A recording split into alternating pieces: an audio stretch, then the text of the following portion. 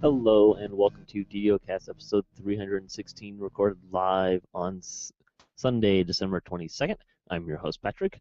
With me this week is nobody. Uh, this week's screenshot, Mahawit relaxes in Ataraxia's haven in the 152nd screenshot of the week. Nice little shot there. We like to talk about Dungeons and Dragons online nearly every weekend. You can catch us through Google Plus Hangouts, YouTube, or from our website at DDOcast.com. DDOcast is hosted by Cyber Ears, the awesome podcast hosting network. Recorded shows are usually available within a few days of recording. Next show will probably be on Saturday, December 28th. You can stay updated by following us on our social media pages, our website, or with our calendar. On the podcast this week, there's lots of sales, lots of bonus days going on. And something completely different. We're going to do a walkthrough of the pit, assuming I can get the technical aspects figured out. If you're watching the show live, or until I actually splice the video in, I'm going to be doing a video walkthrough of the pit, but I have yet to actually record it, because I had some technical difficulties to try and do that, but I'm pretty much set up for that now. But I still have to splice it in with this video, get it edited, all that fun stuff. It's a little more than I've done in the past, and eventually I'll get it figured out. But until that gets done, there will be a little filler at some point during the show, just to kind of mark the place where it's going to be. And I'll let everyone know via Twitter and the usual places that is done. Game news for the week. There is some Divine Destiny news from Vargwil. They are considering some changes to buffing Unyielding Sentinel and Exalted Angel along with the new Epic Divine Destiny that's coming out. The overall scope of these changes is limited. We're not looking to completely remake the Epic Destinies, but we'll probably include revisiting their epic moments. No Dice this week started a Let's Talk on Monsters. He gave us some insight into how his role of making monsters works, or at least kind of what he does.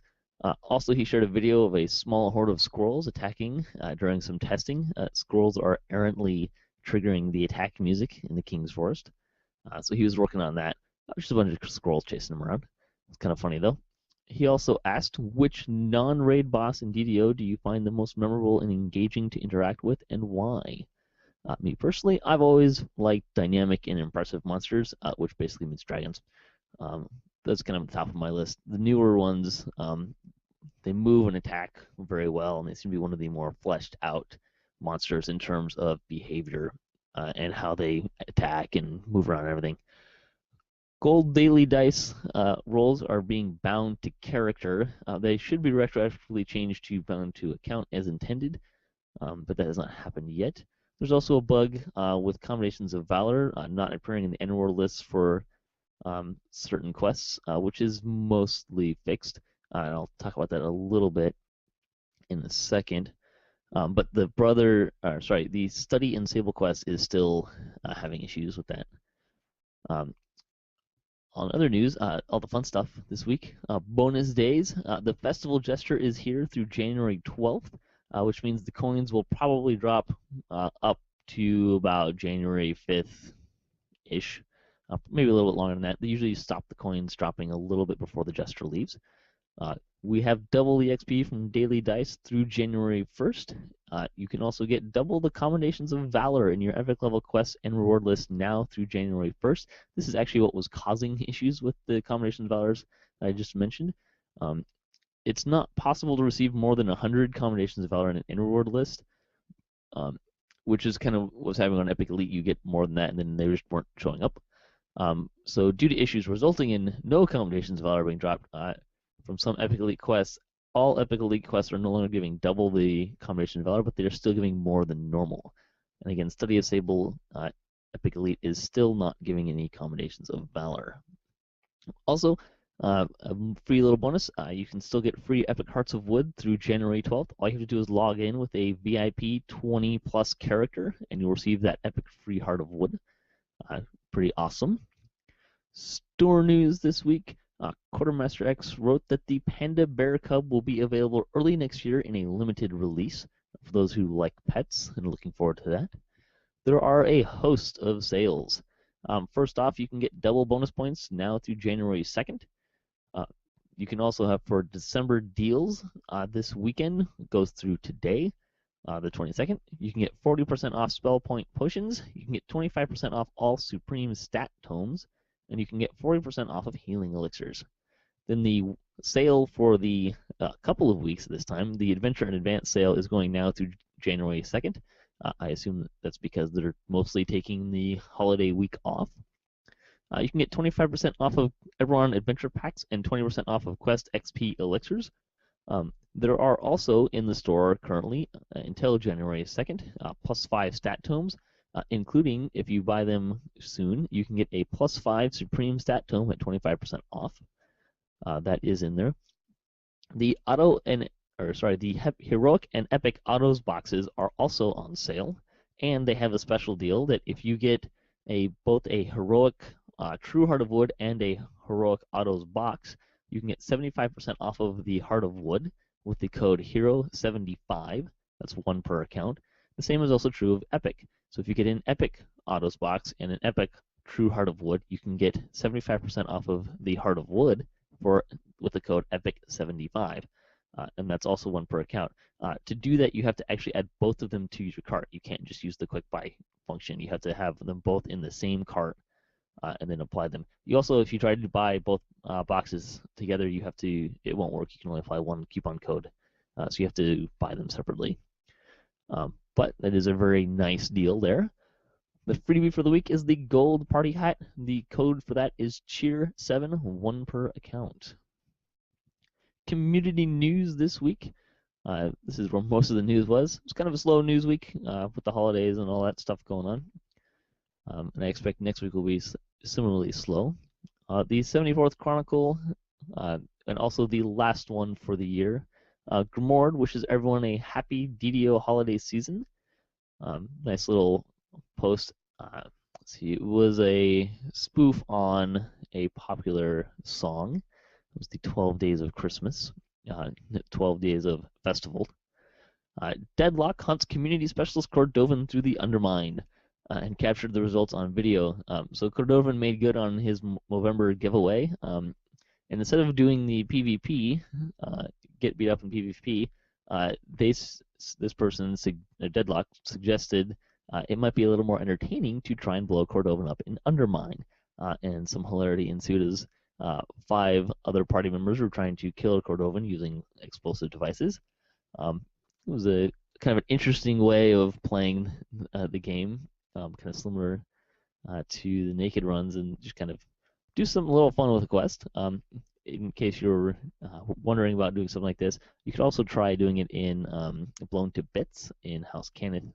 Has a very similar mechanic of planting mines everywhere.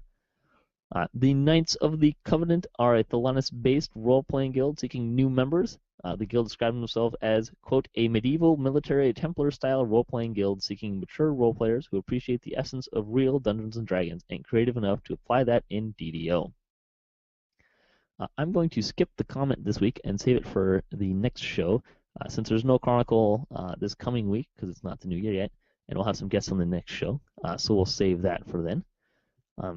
In other news, DDO Gamer was looking at 100 gold festival coins in his new blog update. He also then later posted a graph of the results of that.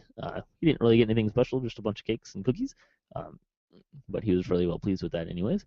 We got a shout out for our role-playing permadeath and alternative play style show as well in the Chronicle. That was very nice. And then the Ravensguard Press is looking for volunteer writers. So if you're interested in doing some writing DDO style, that is an option. There's a link for that as well. Some stuff that was not in the Chronicle. Actually, this was. There was a community video on December 17th. Basically, Cordovan giving some news of various DDO things, both community news and game news, most of which we've already covered on the show, but we'll still link that in the show notes. There was also very recently a Naked Tempest Spine with Cordovan. So this is, again, part of his Movember giveaway. Mickey, the blogger, their guild Destiny did a Naked Tempest Spine run with Cordovan as part of that Movember giveaway. It's about a 30-minute long video. But it's kind of fun. If you've never done a naked run or you don't really kind of know how it works, that is an option. Let's see. There was also a fun little forum topic. This comes up, as was pointed out in the forum. Uh, this comes up every once in a while. Someone was asking what classic D&D monster would you like to see in game, which was kind of appropriate with No Dice's Let's Talk About Monsters. Um, so there's a lot of these out there actually if you search for them, and someone actually helpfully pointed that out and linked a few of them. But since you didn't ask, what I would like to see in the game, Displacer Beasts, which was a popular one. I also have always liked Ropers, which is kind of a stalactite type. It's almost like a mimic, but they use stalactites or stuff like that. But then they have long tentacles that they grab you and try and drag you towards them. Drowned, which we actually have in DDO, but they don't function like they do in pen and paper. In pen and paper, they have an aura that forces you to act as though you were breathing underwater, which is kind of a fun little mechanic, which kind of makes some combat a little more interesting. Also, Bodax, which have a death stare, among other things. And then I was thinking doppelgangers would also be kind of fun. And then also Umberholtz, which they have the ability to confuse players. And there was a game I used to play way back in the day that when you got confused in that game, they reversed your steering controls, which I thought would be a rather interesting application of being confused in DDO if suddenly left became right and up became down, and so on and so forth. And maybe even randomly assigning numbers to your hotkeys could be kind of interesting as well. But something a little, just getting confused and just being incapacitated, not being able to move, was kind of, I don't know, not as exciting. I thought that would be kind of a fun thing to do. But I tend to enjoy monsters that have interesting mechanics that change up combat. That's not just run in, hack, slash. Although there's certainly a time and a place to enjoy running in and hacking and slashing. DDOcast news this week. We still have our end of year survey. We're giving away about 3,000 turbine points and 7 winners to kind of divvy all of that up. It's the last week to fill it out for a chance at points. I will probably be distributing those later this week, so get on that if you want to do that. You can also chat with us in game if you type join channel DDOcast. It uses the user chats in game. So if you want to join us, there's a couple people on Kyber that are doing that, and we have some funny little conversations every once in a while. There's also going to be a delay in podcasting. iTunes has temporarily disabled submitting podcasts until December 27th. So podcasts will be delayed a little bit. However, you can still get the cast through our normal means of either on our website or the forums where I post it. And you can also get it in MP3 on our website as well. Although that usually takes a little bit before it comes out. But you can get the video version raw without the bit in that way. What have I been doing? Well, some holiday shopping for one, since it's about that time of year. But in game, I have got my reincarnation Shamgar up to level 20, only to find that he had no Epic Destiny XP, which led to a moment of sadness. However, a very helpful GM moderator came in, saved the day, and granted me all the XP to get my destinies back up to, in most cases, just over where they were before. And in the process, took me to level 28. So I reincarnated again and got a free ride from 20 to 28, and there was no more crying. Lightning post this week. Hellfrost wrote in, and he had kind of a message of something that he asked to share. So I'm going to go ahead and share this. He said, "I just want to say that I've been a loyal listener and fan of your podcast. Thank you very much, sir. Recently, he has met the most amazing woman he has ever known. She is my hero and an angel to a special little girl. Her name is Kim. She has adopted this little girl named Cairo. Cairo suffers from spastic paraplegia, a horrible disease that will someday take her from us. Her mother, Kim, is so amazing. She has taken this little girl upon herself and is in need of help. And knowing how you guys support Extra Life, he was hoping we could read this to the community, and absolutely we will. This is what Kim has posted. She is a mother trying to find a cure for her daughter. As big as this world is, so my drive and determination to watch my daughter grow up. Daughter is 13 years old and has hereditary spastic paraplegia, a degenerative disease for which there is no cure. Basically, it causes a lack of muscle coordination, epilepsy, cognitive impairment, peripheral neuropathy, and deafness. It also causes defects in the mechanisms to transport proteins and other substances through the cell. In Cairo's case, one of her chromosomes is missing, the protein needed for healthy development. Let's see. She has a website, Finding a Cure for Cairo.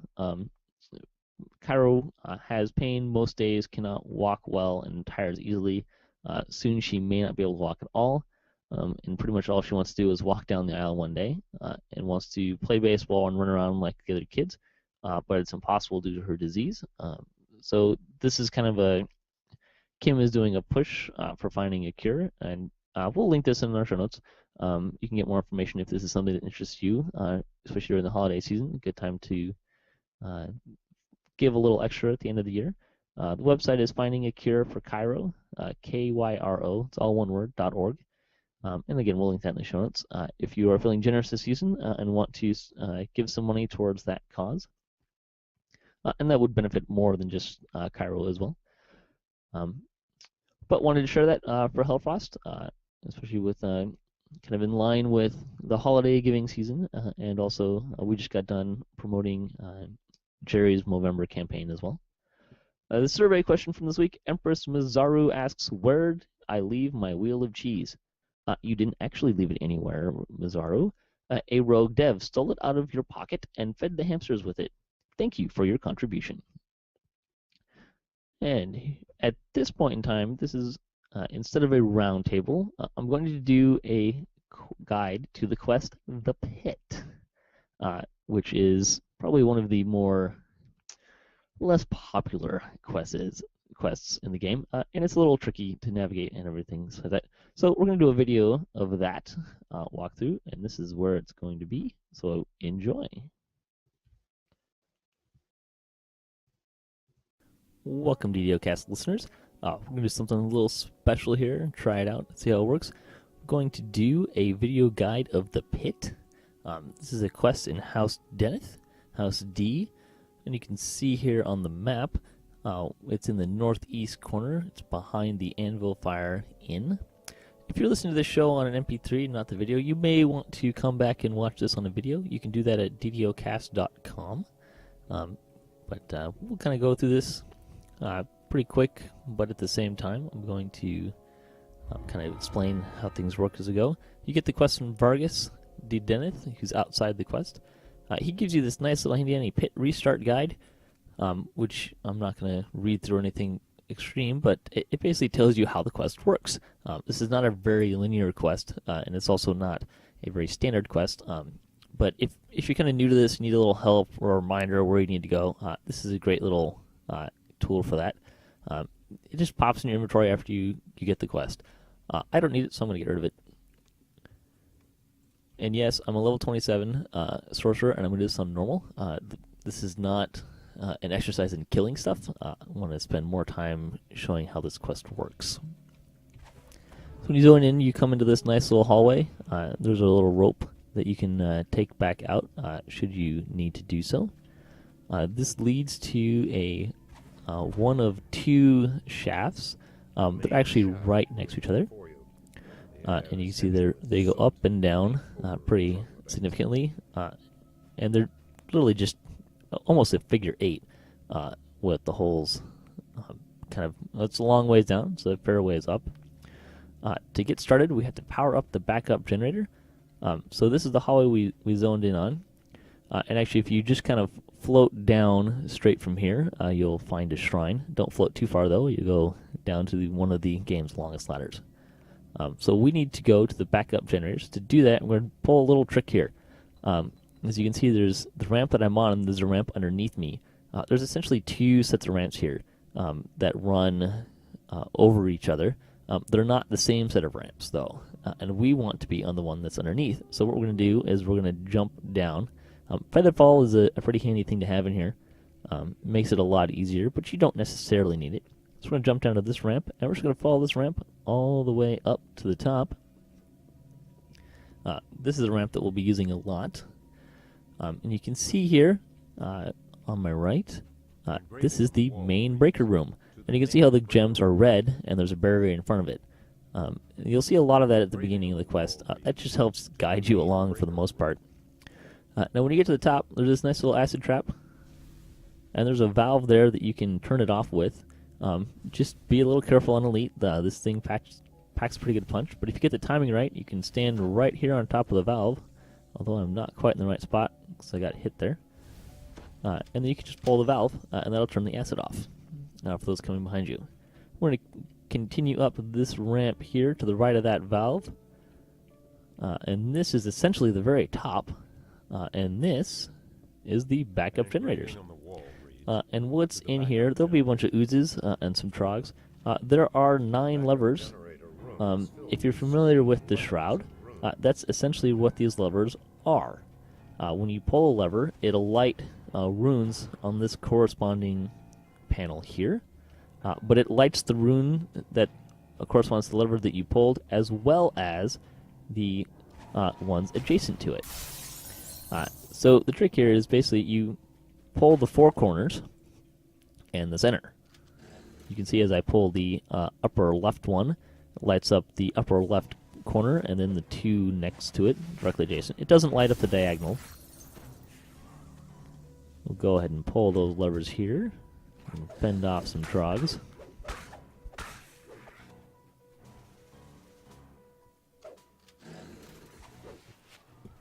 And these guys just keep on coming, so you want to get this done as quick as you can. It can be helpful if you have a party. Just have one person work on pulling the levers, and one person, and everyone else kind of keeping them safe.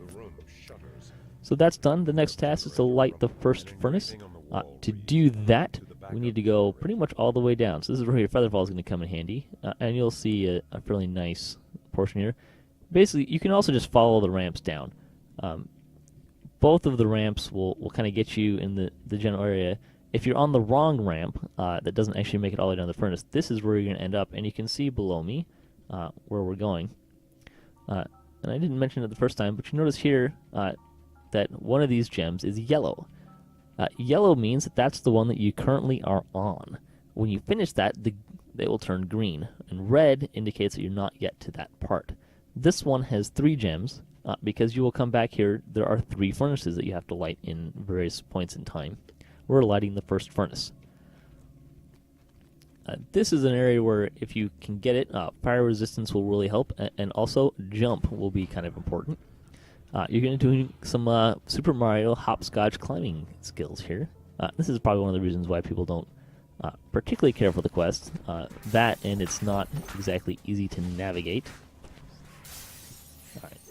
You can see here on the map that it's not a very standard map, and it's kind of, well, it's not exactly helpful. It does kind of indicate where various things are by pictures. So you can kind of get an idea once you learn what each of the symbols means, where in a 2-dimensional fashion everything is. But this is a very 3-dimensional quest, so that's not necessarily very helpful. So we need to climb up this. We need to get all the way up there to pull a lever.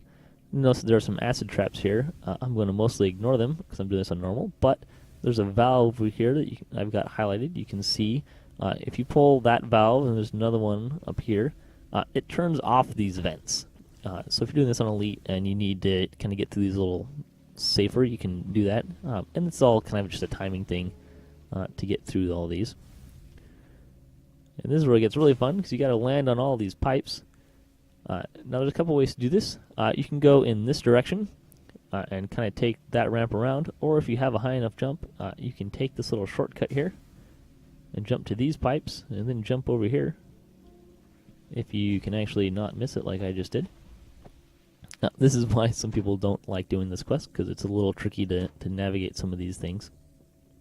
And you have to do this particular task 3 times, and it gets harder each time.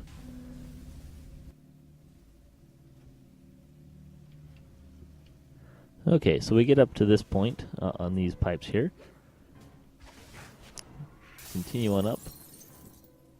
You're going to run into a couple of trogs, and they get a little harder as it goes along. Some warlocks and apprentices and stuff like that. And what we're trying to do here, you can see that fire elemental there on my right. I passed it. We're trying to lock him into the furnace. Those are what powers this thing. And so we need to get all the way up to here. And if you're pretty clever about this, you can either take this pipe all the way around here, or you can just jump here if your jump's good enough. And if you get your timing right, you can actually do this without getting interrupted. Although it's a little tricky. And there we go, that's how you do the furnace. You pull that lever at the top. There's also a little bit of extra stuff here. If you go in this direction, it's a little tricky because you got to be pretty Super Mario happy. And this is probably the hardest part right here, is landing on that little post that you can hardly see in the shadows. And this is kind of a little extra goody thing that you can do. And what it does is it opens up a shrine on the lower level of this furnace by pulling this lever here. You know, run away from the oozes that spawn. And that valve up there opens up this little room, which not only has a chest, but it has an extra shrine. There's not a terrible large number of shrines considering the quest. There are 3, including that one, which you have to get up and to unlock. Now we're going to go arm the pit's security traps, which is conveniently up. You'll be going up and down a lot in this quest.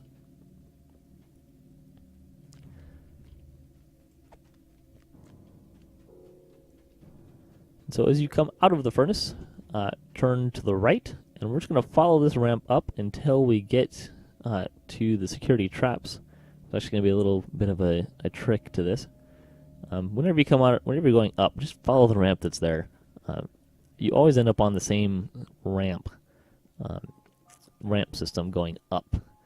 So you don't really have to figure too much out. Just follow the ramp, even when it kind of goes into the junction between the 2 ramps in the center. Just keep following it up. And this ramp is going to take us right back up to where that acid trap was. Go to the right. Now, we actually need to go down here. So instead of following the ramp up further, we're just going to follow right down. And here we are at the security area. Now, this area is a bunch of puzzle wheels.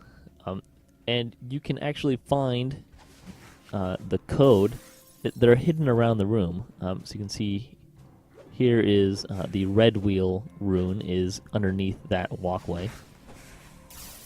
And they're kind of in various places, and I'll point some of them out as we go. However, yes, I do have these actually memorized for the most part, within 1 or 2 turns. And there is another one right here, the blue wheel, just to the right of the stairs there.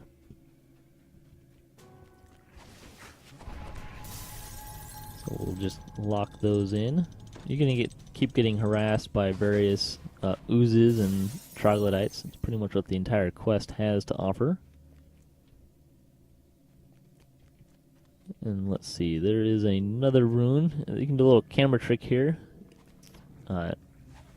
It's a little tricky to actually see this, where you can just jump down here. And here's the green wheel.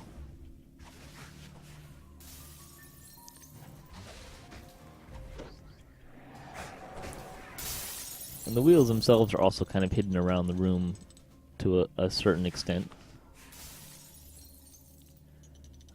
But you look around a little bit and you can find them pretty easily.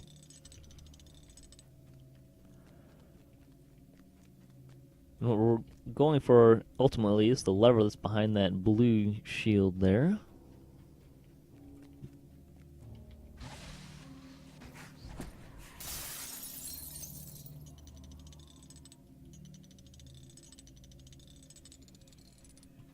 And there's also, if you go down to the bottom floor, one, there's a bunch of these little eggs, which is an optional to destroy a bunch of those. There's also, down in this shaft, an extra chest. And this water actually goes away after you do this section, so you can't actually get that chest after you get rid of the water, which becomes problematic if you want that. So get it before you finish this area.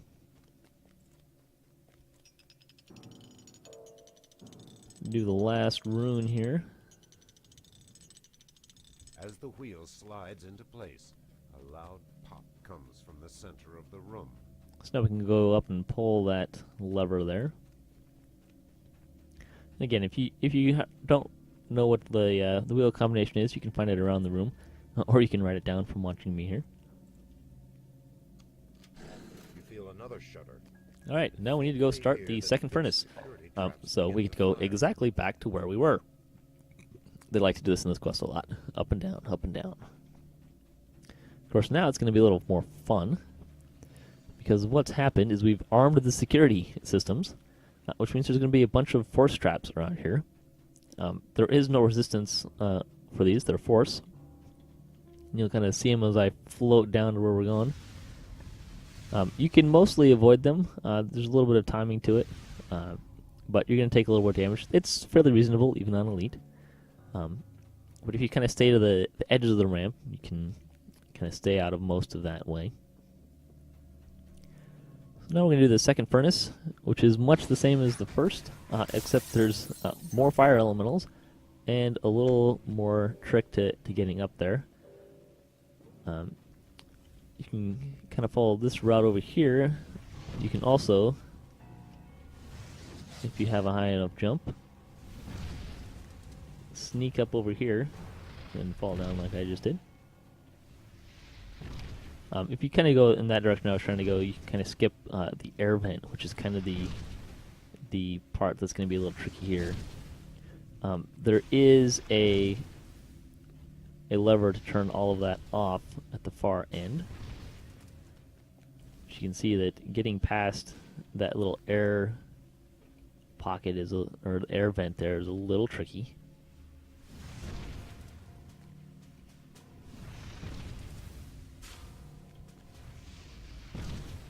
And here's the valve that'll get rid of those vents for the people coming behind me.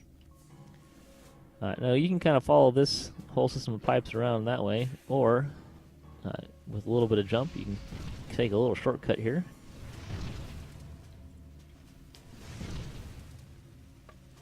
As you can see, there's lots of climbing in this quest. One of the reasons why it's not the most popular of quests.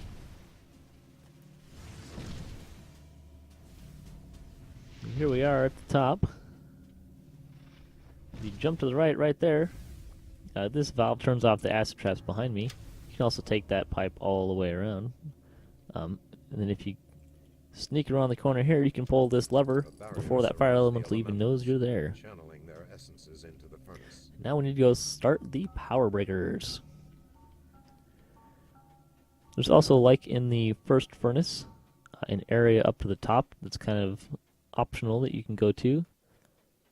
And again, they hide the little post that you're going to jump to in the shadows.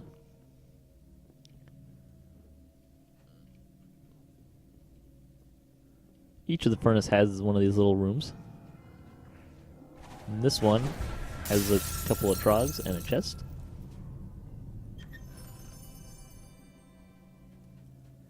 We'll just float back down at a nice leisurely pace. The other thing that's in all of these furnaces that I didn't do in the first one yet, there are a series of muck doom levers. There's just a lever on the bottom of the floor with a little purple rune, purple gem that lights up. And you need to get all three of those so that you can go fight Muck Doom. It's a rare at the very bottom of the pit. He's always there, but you have to open it up so that you can go play with him. Basically a big giant ooze that we'll see at the end of this walkthrough. We'll go over and pull the first one. For some reason, I always forget to pull the first one, because I never think about it while I'm doing it until afterwards, and I remember that Oh, I need to go pull the lever. And it's all the way in the back of this room on the ground floor.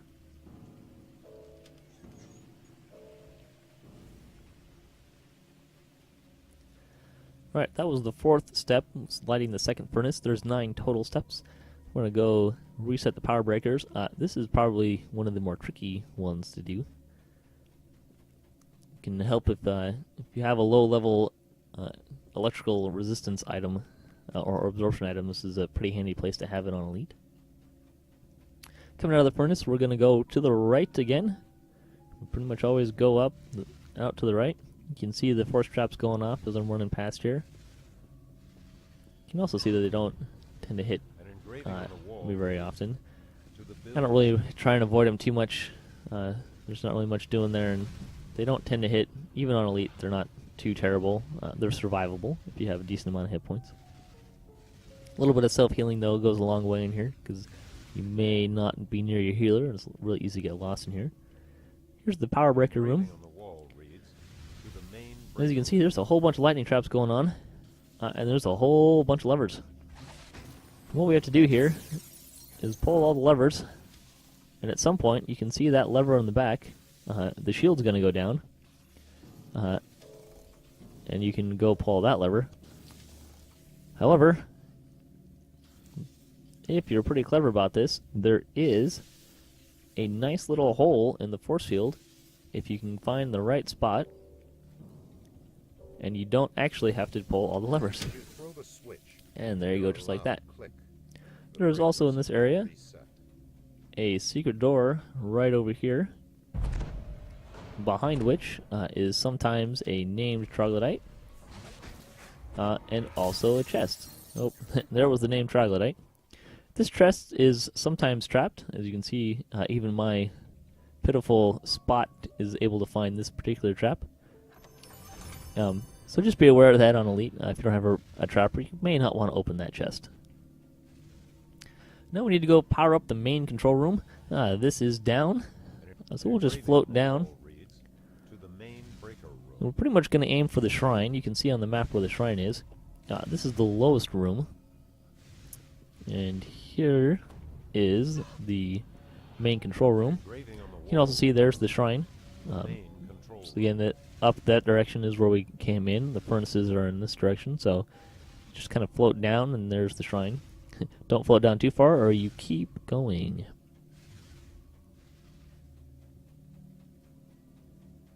Well, this can be a little tricky if you're at level and alone. We're going to have a couple of floor tile puzzles. They're pretty small. They're not too terribly difficult. If you look at them for a little bit, you kind of figure out what the solution kind of has to be. Each one of them is about this size, and you can see that there are 3 areas that we have to light. And this is one of the reasons I'm doing this on normal. This can be a bit of a... This stuff all keeps respawning until you finish the area, which is somewhat annoying. You can see here, like, there are some tiles that are very useless, are just dead ends. So it becomes pretty... If you're any good at these puzzles, you can kind of see how they end up going. But I'll take a moment here to pause and reflect so you can see how those puzzles look when they're completed. And if you have a little trick here, you can see here that this tile is dead and there's a T here. So if you put the T in this direction, avoiding the dead end tile, you get the most bang out of it, because you can tell that, you know, it can go either way, and it just kind of gives you the maximum opportunities with that. You can kind of see how those might work. And a little bit of a shortcut to getting some of those done. A lot of them you can kind of see where it has to go. Certain tiles have to go, which makes them a little easier to do. So there's the second one. You can do these in any order. Doesn't matter which way you go.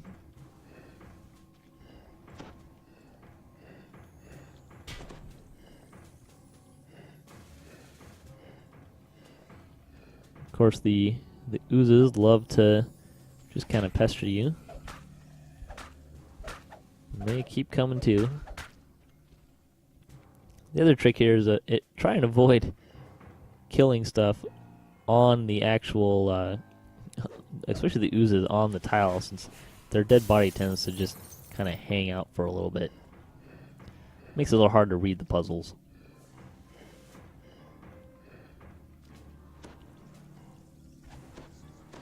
So here's the third tile puzzle. And that leaves one more.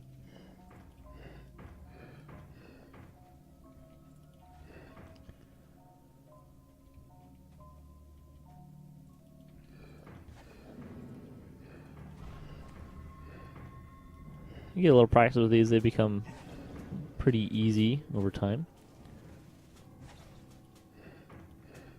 Get a little experience with floor puzzles, they're all pretty easy. And there's the last floor tile puzzle. And it lights that big box in the middle and we power it up. Now we're going to go turn on the bilge pumps. This is pretty much the easiest one that you're going to do. You will get a few respawns as you're coming back out of the tunnel. Not too terribly difficult to deal with. At least for a level 27 sorcerer on normal. Don't laugh. If you're doing this, trying to think about how to say all this stuff, you want to do it easier too. Let's follow the ramp to the right. Goes the theme here. If you're going up, go to the right.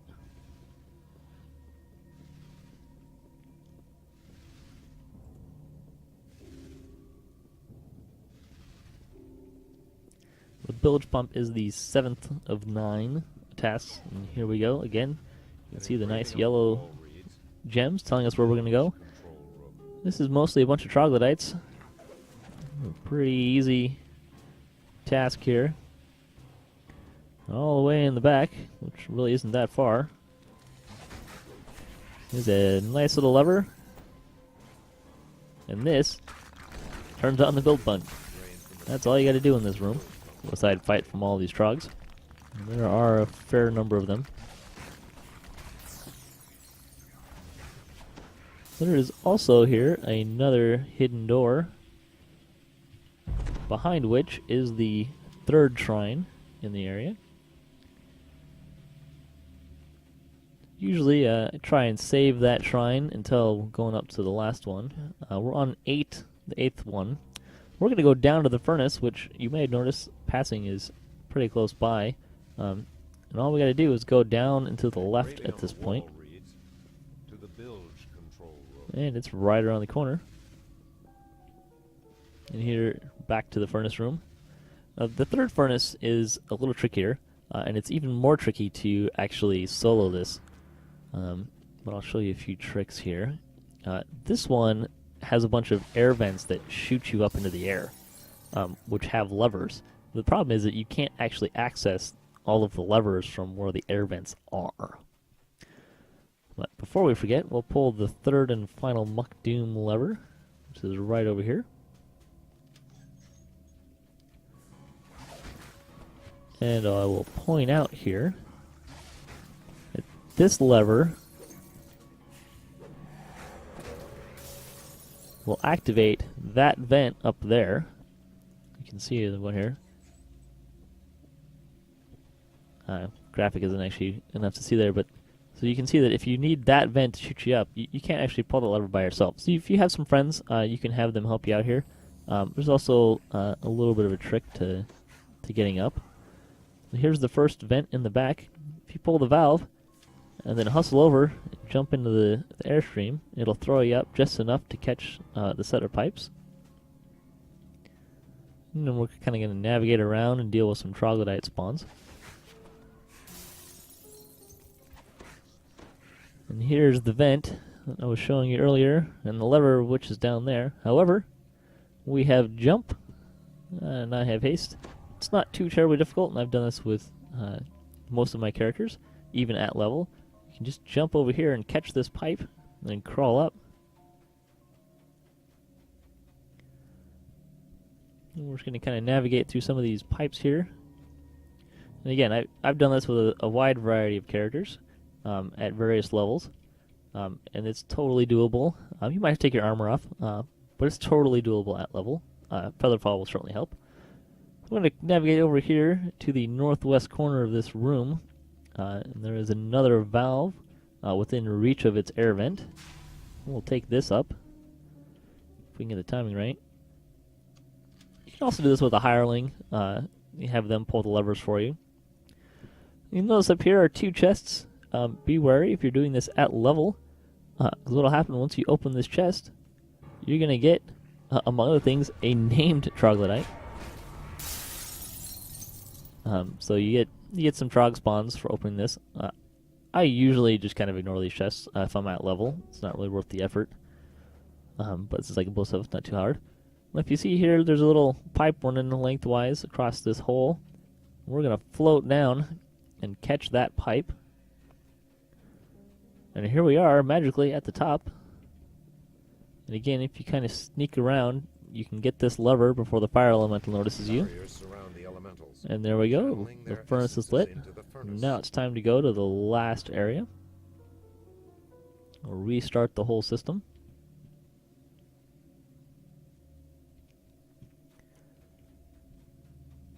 And there's the exit. You can see how some people can find this particular quest to be a little annoying if you don't like jumping around on pipes. That is for sure the hardest one of the 3 to do, particularly if you don't know how to navigate the different air vents. But you can have other folks in a party pull the air vents on the bottom for you. Just be aware that some of the stuff on the bottom respawns. We're going to go out to the right again. This one's all the way up to the top, next to and across a bridge. This is usually a good time to use the shrine in the build control room. I'm going to bypass it since I have enough spell points here. And again, you can see the force traps going off. If you're running this on Elite and you're worried about the force traps, just take some pots with you. If you get hit, try and find a safe spot. Just find a doorway. You can kind of hide, recover a little bit. They're only going to kill you if you're running through a lot of them successively. So here we are back at our acid trap from the beginning that we turned off. You can see it's the 3rd time we've come back here, so it can be handy to turn that off so you can come through freely. And again, we're going to drop down instead of going up further. And there's the door on the other side. Now along this bridge, you're going to notice as I go across, there's going to be a lot of force traps coming. A little delayed, but there they are. And again, here's our yellow gems, and again, they turn to green when you're done with them. So you're always looking for the yellow gems. Now, if you're doing this on Elite at level, you might want to take this part a little slower than I'm going to take it. But if you come down here, you'll get a couple of spawns up high. It'll be a little tricky to get those guys. You also get a few spawns in the middle. There will be a total of 4 warlocks on either side that you'll have to deal with. Or maybe some of them are apprentices, I suppose. Now there's 3 levers in here. There's a lever each behind these waterfalls, and then there's the lever in the back. You need to hit the 2 levers to either side here behind the waterfalls before you can do the lever on the front. If you're doing this at level and Elite, I'll kind of show you how I like to do this. When you approach the levers, you're going to get a spawn. So I don't even bother trying to pull the lever. Just run over to it and run away. You can set up a nice kill zone on these stairs here, which funnel stuff up. Makes it a little easier to handle the stuff that's coming out, because there's casters as well as some pretty beefy melee. And if you kind of jump around here, the water won't slow you down as much. What tends to get people into trouble here is what they'll do is they'll go and activate all of the levers at the same time and won't really deal with the mobs that spawn as a result. Once you take care of those guys, I just do get this trash at all 3 of the levers, and I just go pull them at my leisure. And once you get to this point, a good idea to put your voice on, because we are pretty much done here. This is when you're going to get all the XP, and you can get a fair bit of XP on Elite, particularly with the Bravery Streak. And here's the last lever, and that's completion. But there's still one more thing we're going to go do here. That's we're going to go fight Muck Doom. It's a special named ooze. Actually, name is not actually Muck Doom. It's just the weapon, named weapon that drops out of here is called Muck Doom. So it's what everyone refers to the chest. It's all the way down. I'm just gonna float down. It's actually an avatar of Jubilex. It's a rather beefy named ooze, actually. You can see that it's a fair jaunt down. You can see here this ladder. This is the ladder you are doomed to climb up if you end up falling down here prematurely. It is one of the largest largest ladders in the game, if not the largest. And over on this side, you can see above this doorway are the 3 purple gems that we did. We lit up in the furnace rooms. Otherwise, there's a gate here. And here's the avatar. Now this thing heals off of a lot of different energy types, fire amongst them, and is immune to pretty much everything else. So it's pretty hard for a caster to do too terribly much in terms of energy damage. So this may end up being more of a melee fight. And once you do that, this is the chest that the Muck Doom can fall out of. Although it's a pretty rare drop. And at that point, you can finish out, and that right there is how to do the pit in a lengthy 35 minutes. But if you aren't explaining it all, you can get out quite a bit faster. Thanks for listening, folks.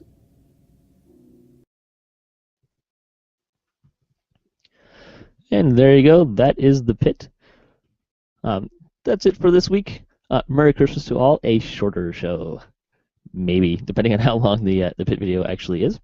Again, I still haven't done that, and we'll get on that. But I hope you enjoy it when it's in there. Last call this week. Thanks for all the current DDOCast contributors. Thanks for listening to the show. Really appreciate everyone. Turbine and Wizards for making some great games, and Cyber Ears. Hit us up at DDOcast.com for show notes, our calendar, previous shows, swag, and other fun stuff.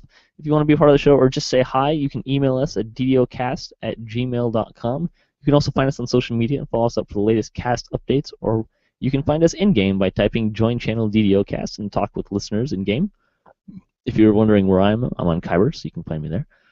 Dormer gives us our closing tip for the week. Don't be afraid to ask for advice and or help, which is very true.